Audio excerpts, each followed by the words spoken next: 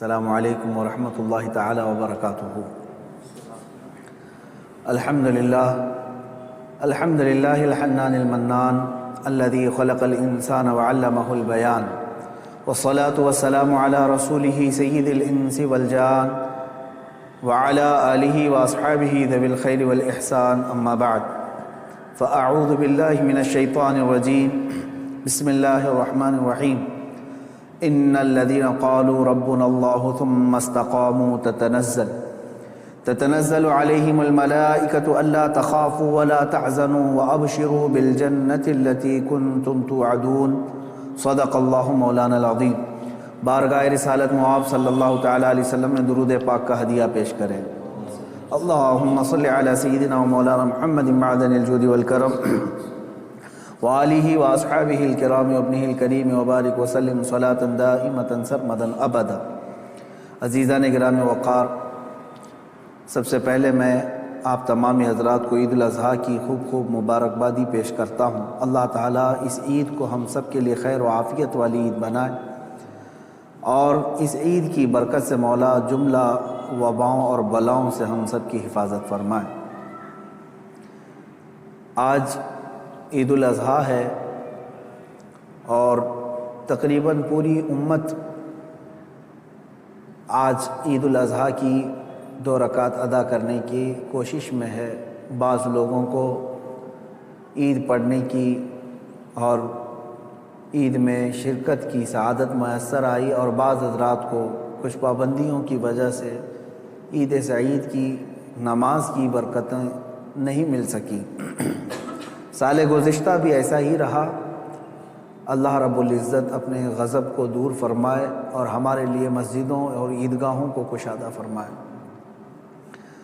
میرے عزیزو، اس عید الاضحیٰ میں ایک عظیم پیغام ہے، اور سارے لوگ جانتے ہیں کہ یہ بہت ساری یادوں کا ایک مجموعہ ہے، بہت ساری یادوں کا ایک مجموعہ ہے۔ اس میں سنت ابراہیمی ادا کی جاتی ہے۔ حضرت سیدنا ابراہیم علیہ الصلاۃ والتسلیم کی قربانی کی یاد تازہ کی جاتی ہے، اور حجاج کرام انہی دنوں میں عرفات، منی، مزدلفہ میں اپنے ارکان ادا کر رہے ہوتے ہیں، مناسک حج ادا کر رہے ہوتے ہیں۔ ان میں بھی ہر رکن تقریباً کسی نہ کسی کی یاد ہے۔ وہاں پر صفا مروہ پر دوڑنا حضرت ہاجرہ کی یاد ہے۔ منی میں مذبح میں جا کر حضرت ابراہیم علیہ السلام کی قربانی کی یاد حجاج کرام تازہ کرتے ہوئے اپنے بکروں کی اور جانوروں کی قربانیاں پیش کرتے ہیں، کنکریاں مارتے ہیں، یہ حضرت ابراہیم علیہ السلام کی یاد ہے۔ عرفات میں قیام کرتے ہیں، میرے آقا صلی اللہ تعالیٰ علیہ وسلم کی سنت پر مزدلفہ میں آتے ہیں، کنکریاں چنتے ہیں، رسول پاک صلی اللہ علیہ وسلم کی ادا ہے۔ تقریباً یوں سمجھ لیں کہ حج مبارک بہت ساری یادوں کا ایک مجموعہ ہے، اور امت کو یہ یادیں ٹرانسفر کرتے رہنا چاہیے، منتقل کرتے رہنا چاہیے۔ لوگ یہ سمجھتے ہوں گے کہ ہر عید، بقرعید پر، عید الاضحیٰ پر یہی ابراہیم و اسماعیل علیہ السلام کے قصے اور ان کے واقعات کیوں سنائے جاتے ہیں؟ میں کہتا ہوں مسلمانوں پر یہ واقعات سنانا واجب ہے، اخلاقی واجب ہے۔ اس کی وجہ یہی ہے کہ وہ اپنی آنے والی نسلوں کو یہ یادیں تازہ کرتے رہیں، اور ان تک یہ تمام روایات اور سنتیں نقل کرتے رہیں۔ ہمارے دین کا سب سے بڑا خاصہ یہی ہے کہ یہ تواتر سے چلا ہے۔ ہمارا دین جو ہے سینہ بسینہ اور سلسلہ بسلسلہ چلتا ہوا آیا ہے۔ اس لیے ہم سب کو چاہیے کہ ان ایام میں اپنے اپنے اولاد کو، اپنی نسلوں کو ان کی یادیں بتائیں، اور یہ تمام واقعات بتائیں کہ کیا ہوئے تھے۔ میں تفصیل میں نہ جاتے ہوئے آج کے دن کا ایک عظیم پیغام آپ سب تک پیش کرنا چاہوں گا۔ بقرعید میں ویسے تو تفصیلی جو واقعہ ہے وہ یوں ہے، اس کا میں اجمال بتا کر کے اپنا میسج دینا چاہتا ہوں۔ سیدنا ابراہیم خلیل اللہ علیہ الصلاۃ والتسلیم اللہ تعالیٰ کے ایک نبی ہیں، برگزیدہ پیغمبر، ایسے جلیل القدر نبی کہ انبیاء کرام علیہ السلام 1,24,000 کم و بیش نبیوں میں حضور اکرم صلی اللہ تعالیٰ علیہ وسلم کے بعد جو سب سے بڑا مرتبہ ہے وہ حضرت ابراہیم علیہ السلام کا ہے۔ حضور صلی اللہ علیہ وسلم کے بعد جو سب سے بڑا مقام ہے وہ حضرت ابراہیم علیہ السلام کا۔ سیدنا ابراہیم علیہ السلام کی اولاد نہیں تھی، آپ نے تقریباً 90 سال عمر پائی اس وقت تک، بلکہ آپ کی عمر اس سے بھی زیادہ ہوئی۔ جب آپ کی عمر پاک 90 سال تک ہوئی تب تک کوئی اولاد نہیں تھی۔ آپ کی زوجہ ایک حضرت سارہ ہیں اور دوسری حضرت ہاجرہ ہیں۔ پھر روایات یہ بتاتی ہیں کہ 100 سال کی عمر ہو گئی لیکن حضرت ابراہیم علیہ السلام نے دعا کرنا نہیں چھوڑا تھا۔ یہاں سے یہ پتہ چلتا ہے کہ بندہ مایوس نہ ہو۔ ویسے تو 70 سال 80 سال مرد کے ہو جائیں تو وہ اپنی اولاد ہونے سے مایوس ہو جاتا ہے کہ اب میری عمر نہیں رہ گئی، لیکن وہ خلاق کائنات جسے چاہے عطا کرے۔ جب وہ حضرت مریم کو شوہر کے بغیر ان کو بیٹا دے سکتا ہے، اور حضرت صالح علیہ السلام کی پتھر سے اونٹنی پیدا کر سکتا ہے، تو وہ پھر مولا تعالیٰ 90 سال کیا 100 سال کے بعد بھی چاہے تو اولاد عطا کر سکتا ہے۔ دعا کرنا ترک نہ کریں۔ حضرت ابراہیم علیہ السلام کی دعا قرآن پاک میں موجود ہے، آپ یہی دعا کرتے تھے، رب ہب لی من الصالحین، اے اللہ مجھے صالح اولاد عطا فرما، صالحین میں سے مجھے نسل عطا فرما۔ حضرت ابراہیم علیہ السلام کی اس دعا کو قرآن پاک میں بھی آپ تلاوت میں پائیں گے۔ حضرت ابراہیم علیہ السلام کی اس دعا کو اللہ تبارک و تعالیٰ نے قبول فرمایا، اور پھر اللہ تعالیٰ نے ارشاد فرمایا کہ ہم تمہیں ایک بیٹا عطا کرتے ہیں۔ وہ کیسے معاملات ہوئے یہ بھی دیکھیے۔ حضرت ہاجرہ حضرت ابراہیم علیہ السلام کی اہلیہ، وہ گھر میں موجود ہیں، کچھ فرشتے آئے اور فرشتوں نے آ کر کے بشارت دی کہ اللہ تبارک و تعالیٰ تمہیں بیٹے سے نوازنے والا ہے۔ تو کہنے لگی کہ میں اتنی بوڑھی ہو گئی ہوں، ان کی خود کی عمر 90 سال کے اوپر کی تھی، کہا اتنی بوڑھی ہو گئی ہوں، کیا مجھے بچہ ہو سکتا ہے؟ فرشتوں نے کہا ہاں، اللہ تبارک و تعالیٰ جو غالب حکمت والا ہے وہ چاہے تو ہو سکتا ہے۔ تو پھر اللہ تبارک و تعالیٰ نے یہ بشارت دی، اور بڑھاپے میں حضرت ابراہیم علیہ السلام کو بیٹے کی بشارت سے نوازا، اور اس کے بعد حضرت اسماعیل علیہ السلام کی ولادت ہوئی۔ چند دنوں کے بعد، چند سالوں کے بعد حضرت سارہ سے حضرت ابراہیم علیہ السلام کو دوسرے بیٹے بھی ہوئے، حضرت اسحاق علیہ السلام، یعنی اسی عمر میں۔ اور یہ وہ لوگ ہیں، یہ 2 بیٹے ایسی عمر میں ہوئے۔ اب یہاں بتاتا ہوں میں آپ کو صبر کا اور استقامت کا پھل کتنا عظیم ہوتا ہے۔ 100 سال تک ابراہیم علیہ السلام صبر کرتے رہے اولاد کو، اور اس کے بعد اللہ نے اولاد دیا۔ 2 بیٹے تھے، ایک اسماعیل علیہ السلام اور دوسرے اسحاق علیہ السلام۔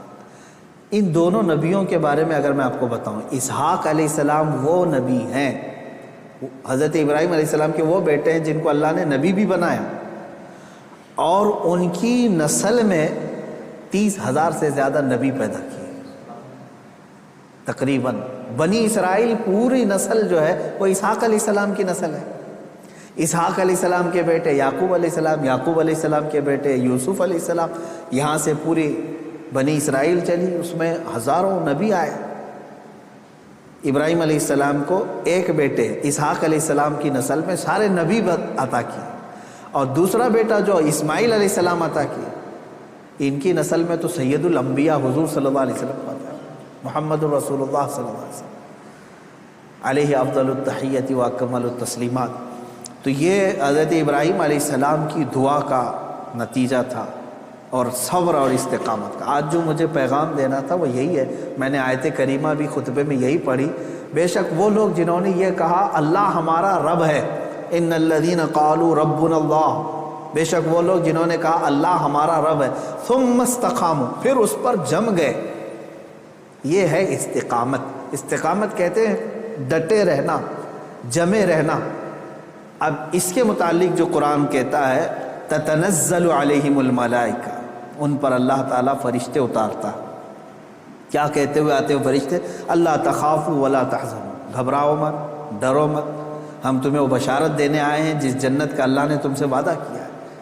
تھوڑے دن اور باقی رہو، تھوڑے دن اور جمے رہو، اور ڈٹے رہو۔ یہ استقامت کرتا ہے بندہ، استقامت پر فائز ہوتا ہے تو فرشتے اس کی مدد کے لیے اترتے ہیں۔ ہاں اتنا ہے کہ ہلا دیے جائیں گے، تمہاری خواہشات کے خلاف معاملات آئیں گے، تمہارے نفس کے خلاف معاملات آئیں گے، اسی پر جمے رہنے کا نام استقامت ہے۔ اور استقامت کا معنی اتنا عظیم ہے کہ صوفیہ اکرام نے کیا فرمایا معلوم ہے؟ الاستقامت فوق الکرامت، عربی میں فرمایا استقامت جو ہے یہ کرامت سے بھی بڑھ کر کے ہے۔ لوگ کہتے ہیں نا کرامت، کرامت کا مطلب اکثر لوگوں نے ہی سمجھا کہ وہ انہونی چیز دکھانا، یعنی جو ایسی چیز جو کو دیکھ ہی نہیں پائے، ہوا میں کوئی اڑ کے دکھا رہا ہے، پانی پہ کوئی چل کے دکھا رہا ہے، تو اس کو بہت سارے لوگ کیا سمجھتے ہیں؟ یہی کرامت ہے، محیر العقول چیز ہے، یعنی جو عقل کو عاجز کر دیں۔ اور فرمایا گیا ان کرامتوں سے سب سے بڑھ کر کے استقامت ہے، یعنی شریعت پر جمے رہنا، ڈٹے رہنا۔ میں اس پر آتا ہوں، حضرت ابراہیم علیہ السلام کے اس واقعے کو میں مختصر کرتا ہوں۔ بیٹا ہوا، 100 سال تک صبر کرنے کے بعد پھر اللہ تبارک و تعالیٰ نے امتحانات ایسے لیے کہ ابراہیم علیہ السلام کو ترک وطن کرنا پڑا ہے، یعنی آپ کا شہر جو ہے بابل تھا، عراق۔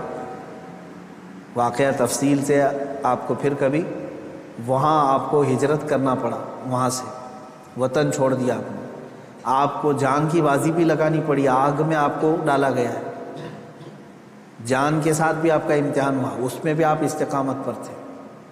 جب آپ کو نمرود آگ میں پھینک رہا تھا، جبرائیل علیہ السلام آئے اس وقت اور پوچھنے لگے الک حاجت یا خلیل اللہ، اے اللہ کے خلیل کوئی حاجت ہو تو بتائے۔ تو حضرت ابراہیم علیہ السلام آگ میں پھینکے جا رہے ہیں، اس وقت بھی کیا کہتے ہیں؟ ہاں ہے حاجت لیکن اللہ سے، میرا مولا میرے ساتھ ہے۔ یہ استقامت اور توکل کا اعلیٰ درجہ۔ تیسرا جو ہوا آپ کے ساتھ وہ اولاد، اور آپ کو یہ بھی میں بتا دوں کہ اب اولاد دیا اللہ تعالیٰ نے، پھر حکم یہ فرمایا، خواب میں حضرت ابراہیم علیہ السلام کو یہ کہا گیا کہ آپ اپنے بیٹے کی قربانی دیں اللہ کے بارے میں۔ لیکن ابراہیم علیہ السلام نے خواب میں دیکھا تو اس کے بدلے میں آپ نے جانتے ہیں تقریباً آپ نے 100 اونٹوں کو ذبح کر دیا، اونٹ ذبح کیے۔ شاید اس خواب کی تعبیر یہ ہو۔ دوسرے دن پھر خواب وہی آیا، پھر آپ نے ذبح کیے۔ تیسرے دن پھر خواب آیا، تب آپ نے یقین کے ساتھ یہ فرمایا کہ مجھے میرے بیٹے اسماعیل کی ہی قربانی کا حکم دیا جا رہا۔ پھر حضرت ابراہیم علیہ السلام، یعنی اونٹوں کے ذبح کرنے میں مال بھی تو کتنا قربان ہوا۔ تو اب میں جو بتانا چاہ رہا ہوں اب وہ آخری بات سنیں۔ اسماعیل علیہ السلام کو بلایا اپنے قریب، جب ابھی حضرت اسماعیل علیہ السلام کی عمر پاک شباب کو نہیں پہنچی تھی، جوانی کے قریب آ رہی تھی، بلا کر کے کہنے لگے کہ انی ارا فی المنام انی اذبحک، اے اسماعیل میں نے خواب میں دیکھا ہے اور اللہ کا حکم یہ پایا ہے کہ میں تمہیں ذبح کر رہا ہوں، تم کیا کہتے ہو؟ حضرت اسماعیل علیہ السلام نے کیا کہا؟ یا ابت افعل ما تؤمر ستجدنی انشاءاللہ من الصابرین، اے میرے والد گرامی آپ کو جس بات کا حکم دیا گیا ہے وہ کر جائیے، آپ انشاءاللہ آپ مجھے صبر کرنے والا پائیں۔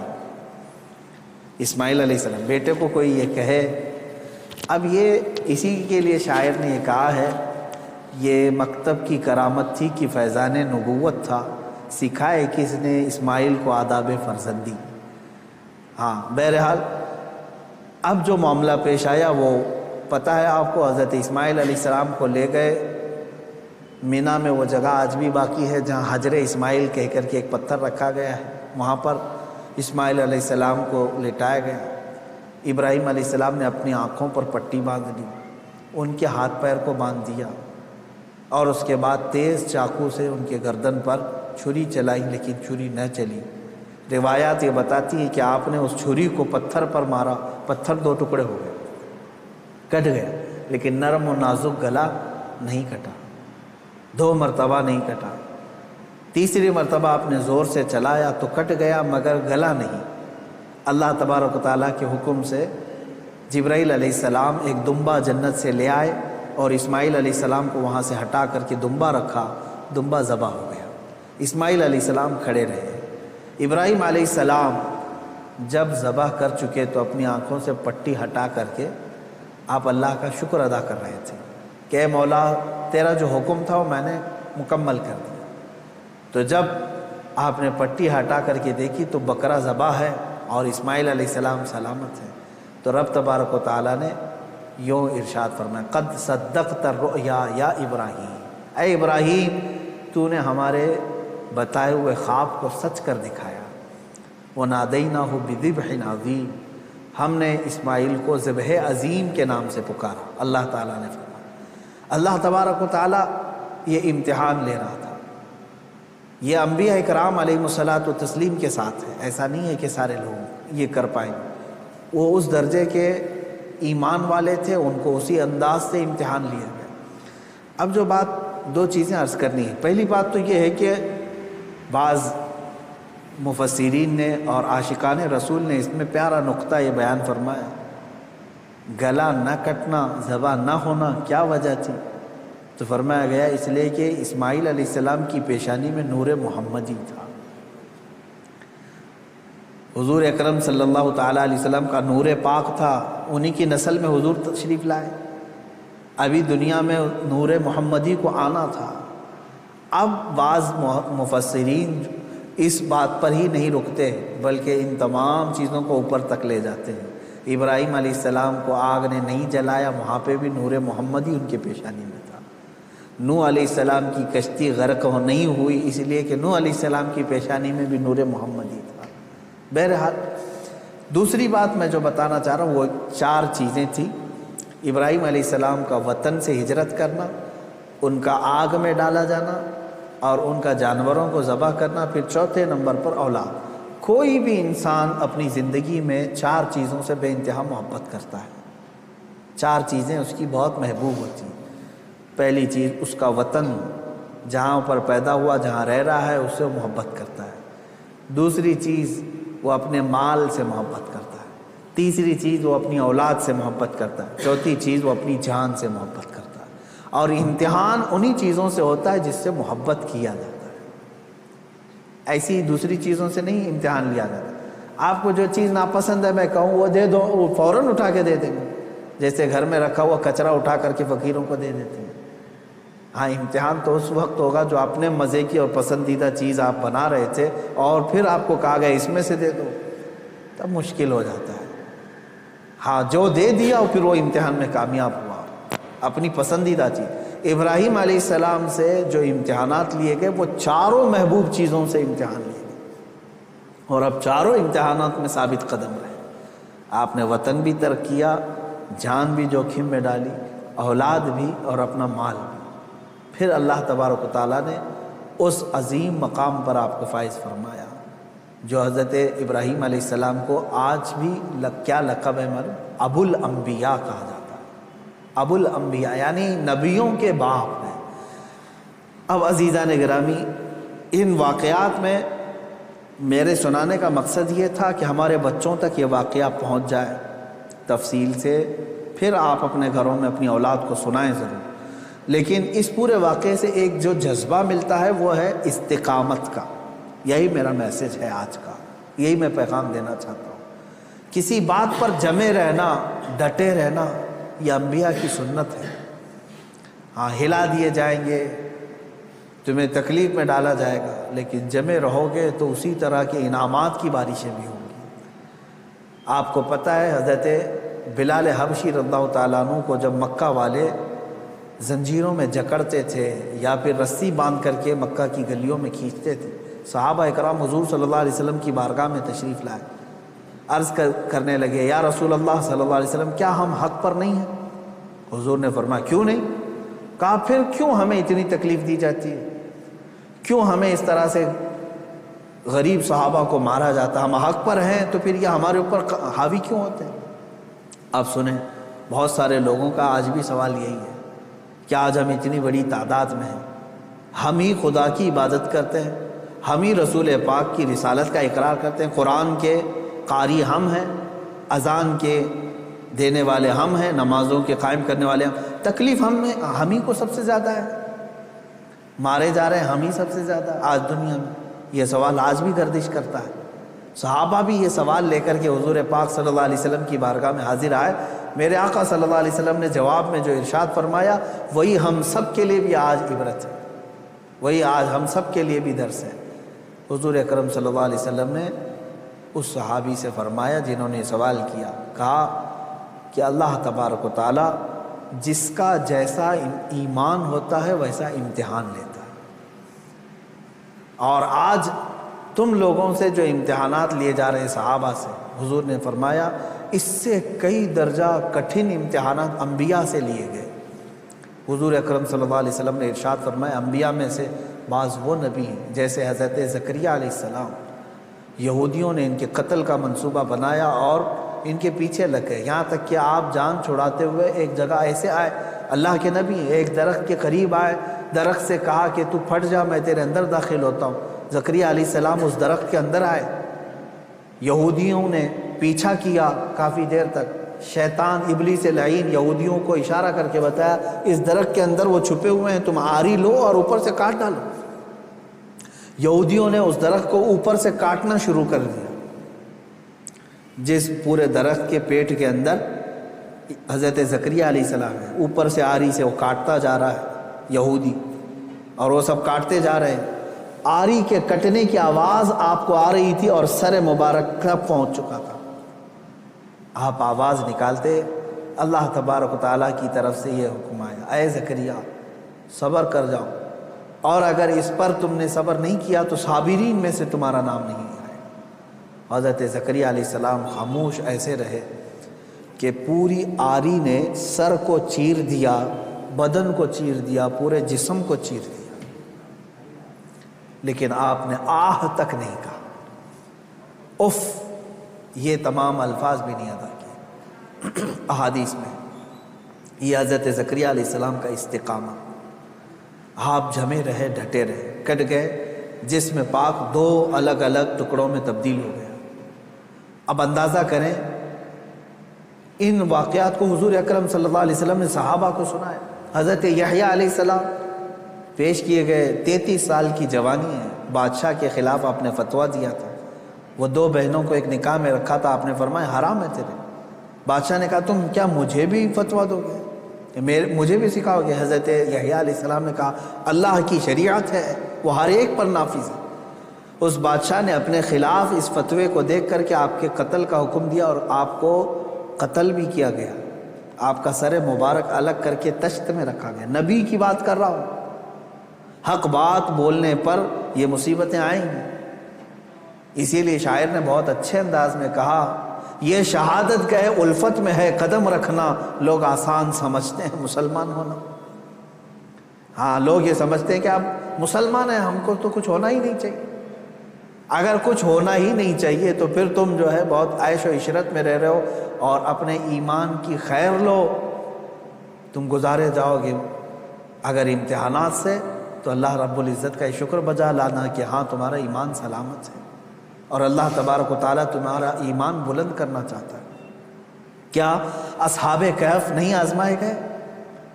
اصحاب کہف 7 لوگ تھے، ایمان چھپائے ہوئے تھے، اور بادشاہ سے ڈر کر کے پھر وہ اپنا شہر چھوڑ کر کے نکل پڑے۔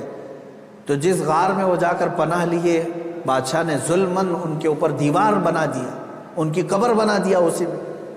لیکن قرآن پاک آج بھی گواہی دیتا ہے، اللہ تعالیٰ ان استقامت پر قائم بندوں کو اللہ تعالیٰ نے ایسی فضیلت سے نوازا کہ آج تک وہ اپنے غار میں سوئے ہوئے ہیں۔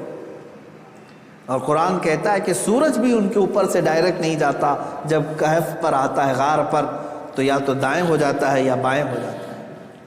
وَتَرَى الشَّمْسَ إِذَا طَلَعَتْ تَزَاوَرُ عَنْ كَهْفِهِمْ ذَاتَ الْيَمِينِ وَإِذَا غَرَبَتْ تَقْرِضُهُمْ ذَاتَ الشِّمَالِ۔ سورہ کہف میں ایمان پر قائم رہنے والوں کے لیے اللہ تعالیٰ انعامات نازل کرتا ہے۔ آج کے دور میں بہت سارے لوگ پریشان اس بات سے ہیں، ارے کیا ہو جائے گا ہمارے ساتھ۔ اور خصوصاً علماء سے میں یہ گزارش کروں گا کہ حق بات بولنے میں اگر گردن چلی جاتی ہے تو اس کی پرواہ نہ کریں، اس لیے کہ یہ ہماری شریعت میں صحابہ کی سنت اور تابعین کی سنت رہی ہے۔ مجھے ایک بات یاد آتی ہے، سیدنا امام احمد بن حنبل رضی اللہ تعالیٰ مشہور امام ہیں، تقریباً ہمارے اماموں میں سے جو سب سے زیادہ تکلیف اٹھانے والے، مشقت اٹھانے والے امام، وہ امام احمد بن حنبل ہیں۔ اللہ تبارک و تعالیٰ ان کی تربت پر ہزاروں رحمتیں نازل کرے۔ کبھی امام احمد بن حنبل کو پڑھ لینا، آنکھیں بھیگ جائیں گی۔ اپنے زمانے کی سختیاں انہوں نے برداشت کی ہیں، وقت کے ظالم خلفاء کے خلاف کھڑے ہوئے۔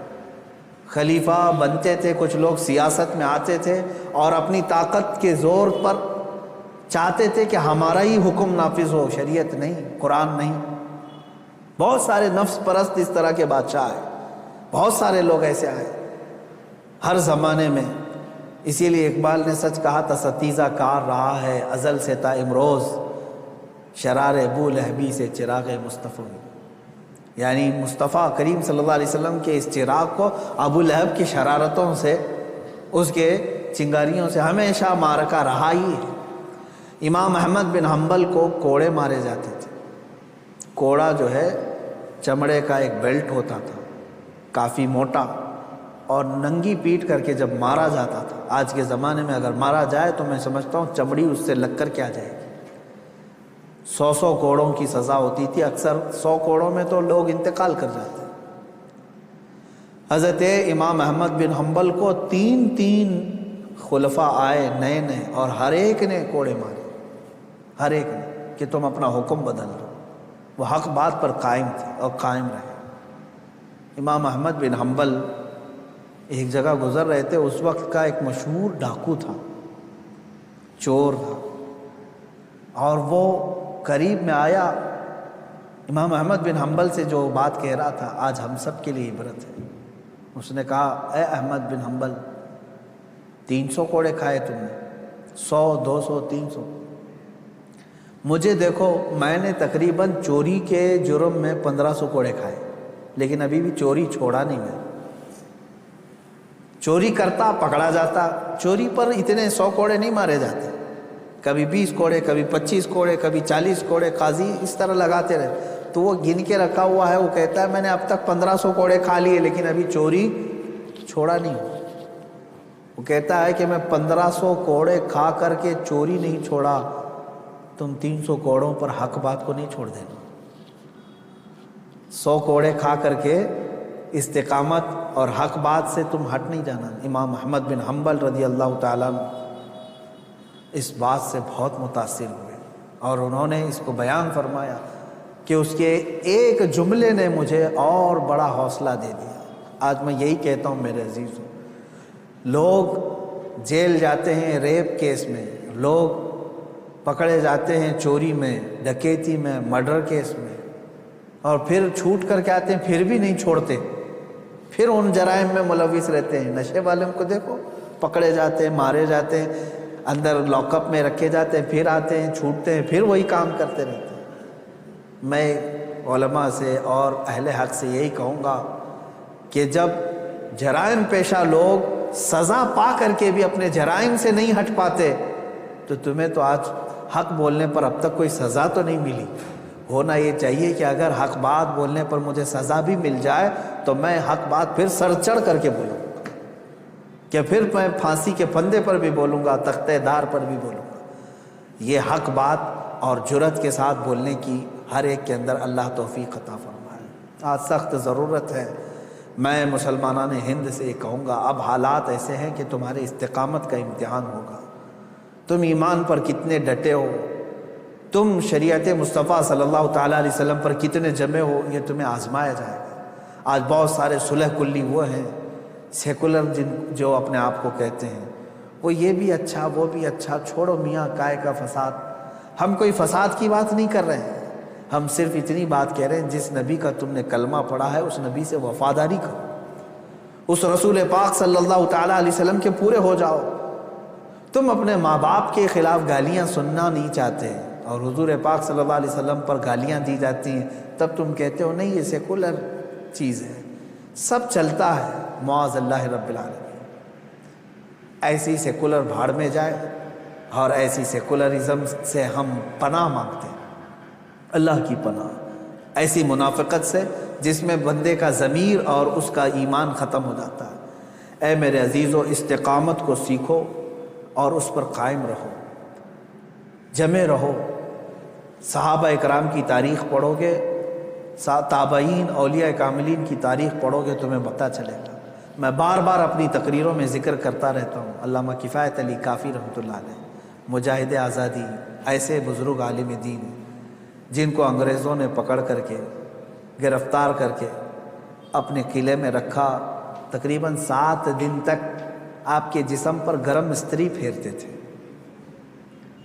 گرم کر کے استری کو، پریس جو ہوتی اس کو جسم پر پھیرتے تھے، چمڑی جل جاتی تھی، اور جب رات کا وقت ہوتا تھا تو ان جلی ہوئی چمڑیوں پر وہ انگریز نمک چھڑکتے تھے، جسم پر نمک مارتے تھے، اور اس کے باوجود اتنے پر کم نہیں، اسی کافی رحمت اللہ علیہ کو بھرے چوک پر بازار میں پھانسی کے پھندے پر انہوں نے لٹکایا۔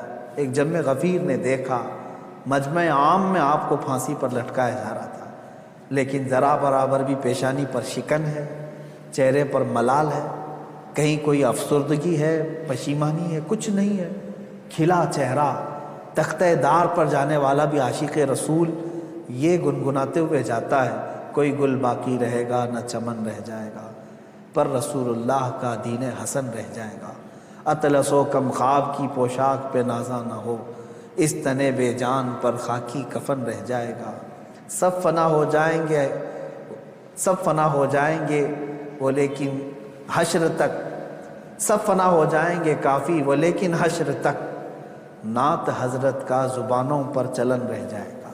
یہ حضرت کفایت علی کافی رحمۃ اللہ تعالیٰ علیہ کی استقامت ہے۔ ایک اور بزرگ ہیں حضرت عنایت احمد کاکوروی رحمۃ اللہ علیہ، ان کو سزا دی گئی ہے انڈمان نکوبار میں کالا پانی۔ علامہ فضل حق خیر آبادی رحمۃ اللہ علیہ، کچھ وہ علماء بھی ہیں جن کو ایسی سزائیں دی گئی تھی کہ ریڑھ کی ہڈی توڑ دی گئی تھی، وہ کھڑے نہیں ہو سکتے تھے، یعنی ان کو 5-5 6-6 سال تک ایسی جگہ پر بٹھایا گیا کہ ان کی گردن سیدھی نہیں ہو سکتی تھی، چھت اتنا نیچے کر کے ان کو اس طرح سے رکھا گیا کہ پوری کمر کی ہڈی سے لے کر کی گردن تک مڑ چکی تھی۔ ایک انگریز، وہ خود اپنی کتاب میں لکھتا ہے کہ دلی کی سرزمین پر میں اپنے ایک بڑے آقا سے ملنے کے لیے گیا تو اس کے گھر میں کباب کی بو آ رہی تھی، میں نے پوچھا اتنی رات گوشت کے بھوننے کی خوشبو کہاں سے؟ تو اس نے اپنے گھر کے پیچھے والا دروازہ کھول کر کے بتایا وہاں پر علماء اہل سنت کو آگ سے داغا جا رہا تھا، گرم کوئلے لگائے جا رہے تھے، وہ ان کے بدن پر لگنے والی گوشت کی بو پورے گھر میں محسوس کی جا رہی تھی۔ انگریزوں نے تاریخ میں لکھا ہے۔ میرے عزیزوں، ان تمام حالات کو بھی فیس کیا ہمارے علماء اہل سنت نے، لیکن وہ ٹس سے مس نہیں ہوئے، اپنا دین نہیں بیچا، اپنے ایمان کا سودا نہیں کیا، نہ جا کر کے گستاخان رسول کے پیروں میں ان کی دھوتیوں میں چھپ کر بیٹھے رہے، نہ مال لے کر کے انہوں نے اپنے دین کا سودا کیا۔ آج بھی جس کی غیرت زندہ ہے، جس کا ضمیر جاگ رہا ہے، میں ان سے کہوں گا کہ اس قربانی میں آپ یہ محسوس کریں کہ اس قربانی کا سب سے بڑا میسج استقامت ہے، دین پر قائم رہنا۔ اللہ تبارک و تعالیٰ بڑے سے بڑے امتحانات اگر لے، اس پر ثابت قدم رہنے کی دعا بھی اسی سے مانگے۔ اور آج کے زمانے میں جو حالات ہمارے بنائے جا رہے ہیں، اس میں بھی بھیک مانگو رب ذوالجلال سے، خیرات میں مانگو اے اللہ، حالات اب ایسے آ گئے کہ لوگ ایمان پر قائم رہنا ان کا مشکل ہو گیا ہے، دین پر قائم رہنا مشکل ہو گیا ہے، کفار و مشرکین نے زمین تنگ کرنا شروع کر دیا۔ یہ ہماری شامت اعمال بھی ہے اور اللہ تعالیٰ کی طرف سے امتحان بھی ہے۔ تمہارے لیے اب اذانیں مشکل کر دی جائیں گی، نمازیں مشکل کر دی جائیں گی، تمہارے چہرے پر داڑھی اب لوگوں کو کھٹکنے لگی، تمہاری ٹوپیاں گڑھنے لگ گئی، تمہاری تعلیم سے ان کو نفرت ہونے لگ گئی، اب قرآن تک آ گئے، قرآن کی آیات کو اب زیر بحث لایا گیا۔ اب ٹی وی میں، میڈیا میں اب جو ڈیبیٹ چلے گا وہ قرآن کی آیتوں کو لے کر کے۔ اب تک مجھے بتاؤ، یہ سوشل میڈیا ہو یا ٹی وی ڈیبیٹ ہو، یہاں دوسری کوئی مذہبی کتابیں نہیں لائی جاتی کبھی ڈیبیٹ میں؟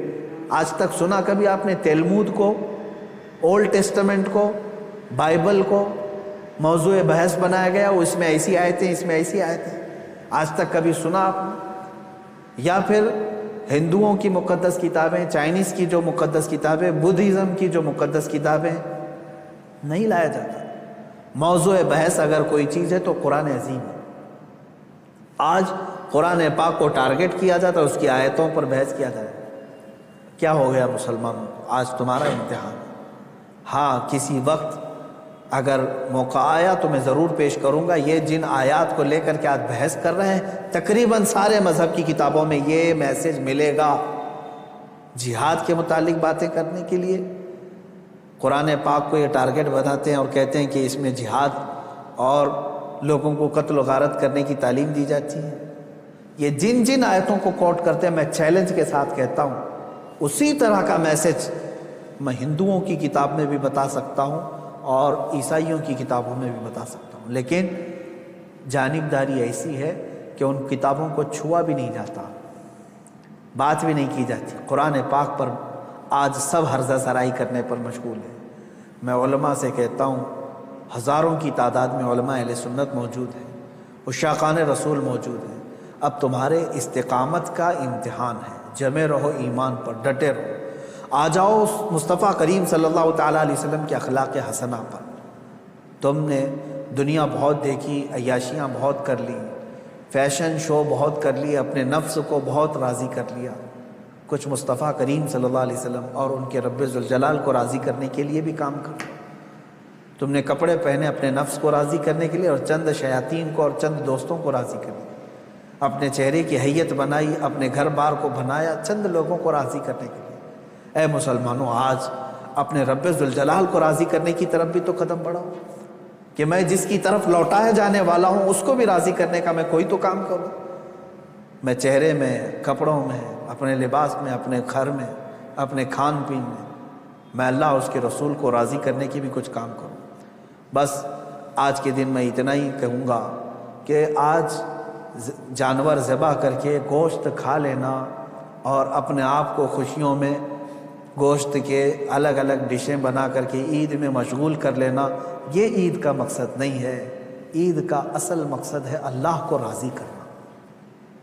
وہ اگر راضی ہو گیا تو ہر دن تمہارا عید کا ہے، اور اگر وہ تمہارے اعمال سے ناراض ہے، چاہے 1000 بقرعید آئیں، 1000 عید الفطر آئیں، تمہارے لیے کون سی عید ہے؟ رب تعالیٰ اگر تم سے ناراض ہے کون سی عید ہے؟ عید در حقیقت مولا کو منانا ہے، اس کو راضی کرنا ہے۔ قربانیاں گوشت کھانے کے لیے نہیں۔ ایک مسئلہ بھی جاتے جاتے بتا دوں، اگر کسی نے گوشت کھانے یا صرف گوشت کی نیت کر کے قربانی کی کہ آپ گوشت ملنے والا ہے، فلاں فلاں ڈش بننے والی ہے گھر میں، تو کہا گیا کہ اس کی قربانی ہی نہیں ہے، قربانی ہوگی ہی نہیں۔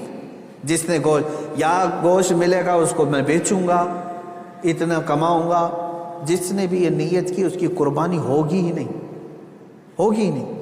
فرمایا گیا تقرب اللہ کی نیت ہونی چاہیے، میں قربانی کر رہا ہوں صرف اللہ کی رضا کے لیے، نیت یہ ہو، اور پھر گوشت کھانے میں مل گیا تو یہ اللہ کا انعام ہے۔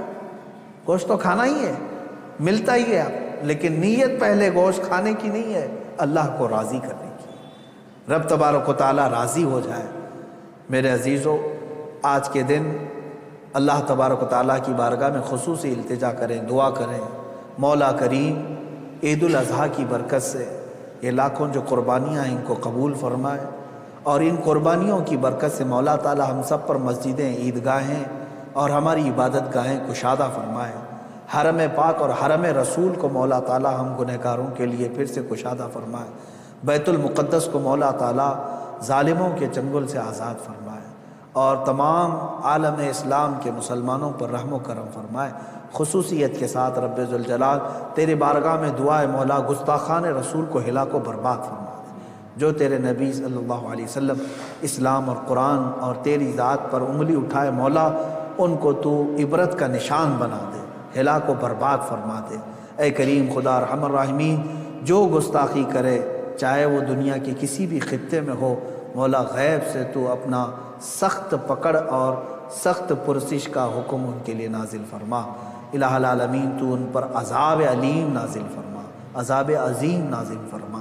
اے کریم خدا ارحم الراحمین، ہم تمامی عالم اسلام کے لیے دعا گو ہیں، امت مصطفیٰ کے لیے دعا گو ہیں مولا۔ اے کریم خدا اس عید قرباں میں سب کو امن و امان عطا فرما، ہر طرح کی بلاؤں اور آفتوں سے ہماری حفاظت فرما۔ الہ العالمین ہماری عیدوں کو اپنی بارگاہ میں قبول و مقبول فرما۔ وصلی اللہ تعالی علی خیر خلقہ محمد وآلہ واصحابہ اجمعین، وآخر دعوانا ان الحمد للہ رب العالمین۔ اللہ اکبر، اللہ اکبر، لا الہ الا اللہ، واللہ اکبر، اللہ اکبر وللہ الحمد۔